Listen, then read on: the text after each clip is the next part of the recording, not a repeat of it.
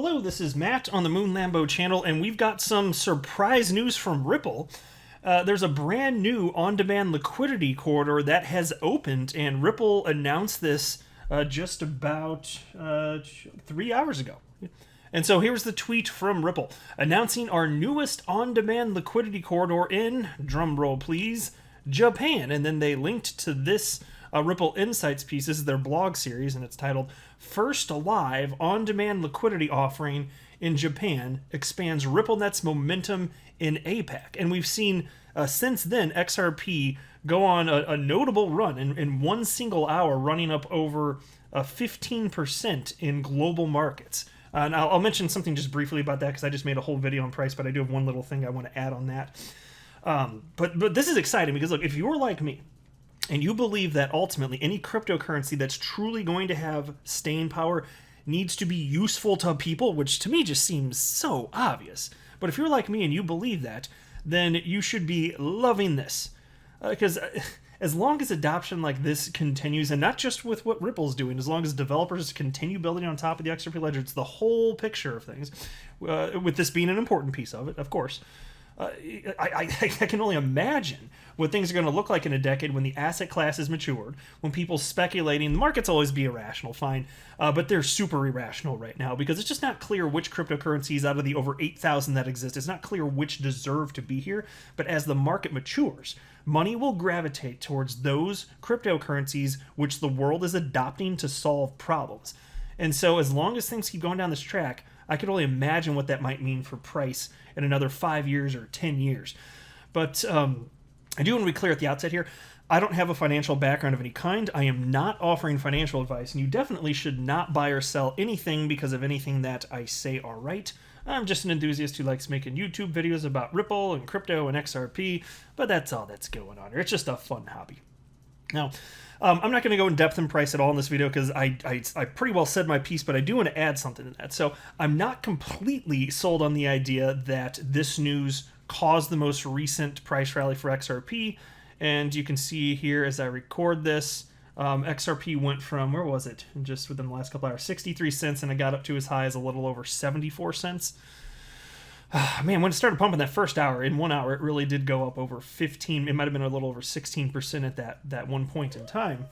And so this news, though, this news from Ripple, it did break at 1:04 a.m. My time, which is Central Standard Time. I'm in the Midwest in the United States. And as I record this, it's July 28th, Wednesday at 4:06 a.m. So it's now been about 3 hours since this news broke. And I'm sorry, guys. I don't know if you guys can hear my dog's over there laying down, and it's distracting me out. So it might be picking up on the mic, but she's asleep, and she is doggy dreaming, making little somewhat barky sounds. I don't know if that's getting. I just feel like weird if I didn't address that if the mic's picking it up. If it didn't pick it up, then sorry. Thank you for distracting me, my pet peeve. Whatever, it's cute. I'm gonna allow it because it's cute. Anyway, so anyway, yeah, it's been a few hours, but Ripple, the price of XRP, it didn't start pumping until about an hour after this news broke. So why the delay if this news is the cause? What I wanted to add though is that the price of Stellar Lumens XLM, that cryptocurrency started pumping at the exact same time that XRP started pumping. Now, that actually, it doesn't always happen, but it's not that weird. I have seen that happen before. Sometimes these two cryptos, they pump at exactly the same time, and that happened here. So if it is the Ripple news that led the XRP price bump, it's not the weirdest thing to have seen Stellar Lumens XLM to follow. It's not that weird. And also somebody pointed out to me that EOS also followed, but that didn't line up actually. EOS, it did have a small pump about a half hour after that, but it wasn't that big. And actually even Stellar Lumens pump wasn't as big as XRP's in terms of percentage increase. I think it went from like 26 to 28 cents or something like that. So definitely not as big. But yes, it is interesting that those two cryptocurrencies did that at the same time because people in the crypto sphere, they do kind of view them as very samey, whether that's right or wrong. And I do understand why. I mean, Jed McCaleb, he's the guy that came up with XRP, and also he created Stellar Lumens. I totally get it, which is basically a copy of XRP that had some modifications made to it. But anyway, as far as on-demand liquidity, I want to run through this piece real quick. And again, titled, First Live On-Demand Liquidity Offering in Japan Expands RippleNet's Momentum in APAC. The Filipino diaspora is one of the 10 largest in the world, with more than 5 million of its citizens living abroad. And by the way, I couldn't remember what diaspora meant, so I did have to Google that actually. And it just means dispersion of people from whatever their homeland is, effectively. And so, what's happening as far as with Filipinos, it's one of the 10 largest in the world, and so again, 5 million of its citizens living abroad. So many of them, like Joyce de Guzman, live and work in a foreign country so they can send money home to family members. But the traditional system of international payments for these migrants is often slow and expensive, siphoning off valuable funds from every transaction that could be better used for food, rent, or medical bills. For those Filipinos fueling the 1.8 billion United States dollars in remittances that flow every year from Japan to the Philippines, this can be an especially painful transaction.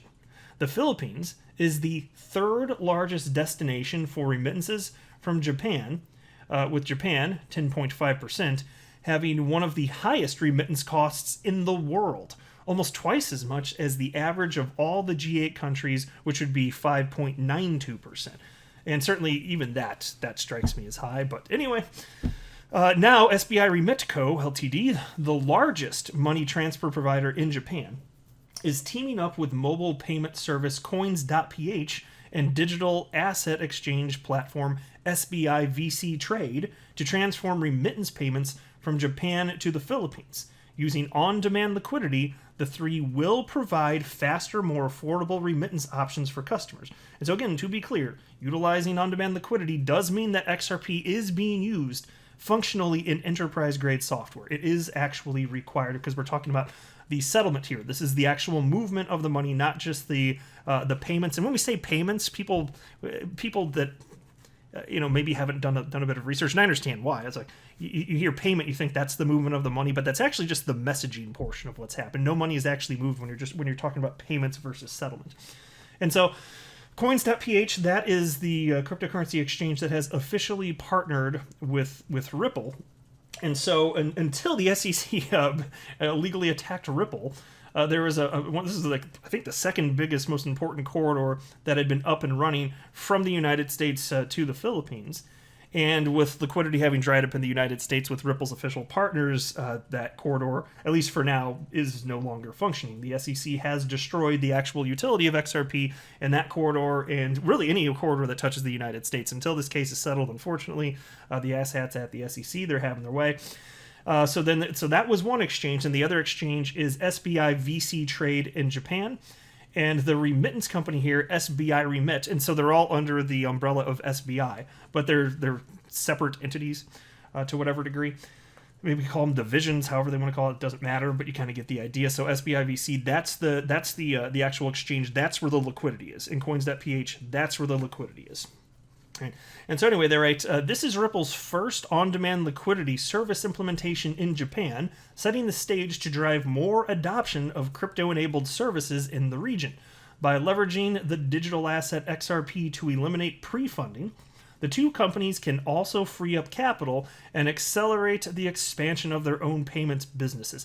And so this is going to be fun because this is more proof that XRP is functionally useful and not just in the United States. I mean, I tell you what, I've never seen a security used as a bridge currency before this then. I'll tell you what, I certainly have not. And so you can just imagine, something like this, I'd be willing to bet too. John Deaton, if given the opportunity, would bring this up because he's been bringing up all sorts of rather salient points indicating just the degree to which there's extreme utility for XRP relative to pretty much any other crypto on the planet, as far as I'm concerned. There's a lot of utility, all sorts of entities and people with their own interests in mind with XRP, and so there is no common enterprise, which is a prong of the Howey test, and and if that's satisfied, that would be one of four prongs that need to be satisfied to indicate something as a security. But there is no common enterprise. Of course there is not. These people are doing what they want with XRP, and so don't you tell me that the XRP that I have in my wallet is a security of Ripple. I don't have a contract, an investment contract with Ripple. No sir, madam, definitely not the case here. And so the truth of the matter is the reason that this is unfolding the way that it is, this actual adoption, it's because this is better than what was available through the legacy financial system. That's the truth of this. And then here's a quote. We see tremendous potential in leveraging blockchain technology to transform not only the way payment transactions are made, but in how we manage our business by unlocking trapped capital, said Nobuo Ando, representative director of SBI Remit. And here's another quote. The launch of on-demand liquidity in Japan is just the start, and we look forward to continuing the push into the next frontier of financial innovation beyond real-time payments in just the Philippines, but to other parts of the region as well. And by the way, this shouldn't have been that surprising. Not that we knew exactly. I mean, yeah, it's a surprise because we didn't know what would happen right now. And it's like, I mean, it's great news for sure. It's great for XRP and the long-term viability of XRP. It's just another thing. But I'm not going to go through this piece, but look at this headline. This is from January 26th this year, 2021. Ripple expands in Asia Pacific despite legal uncertainty.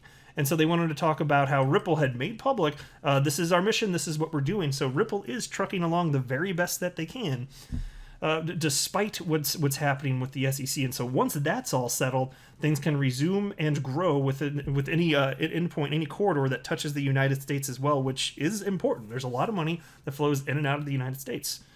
Look, I'm confident at some point it will come back. We don't know for sure how the court stuff's going to go, but I'm optimistic.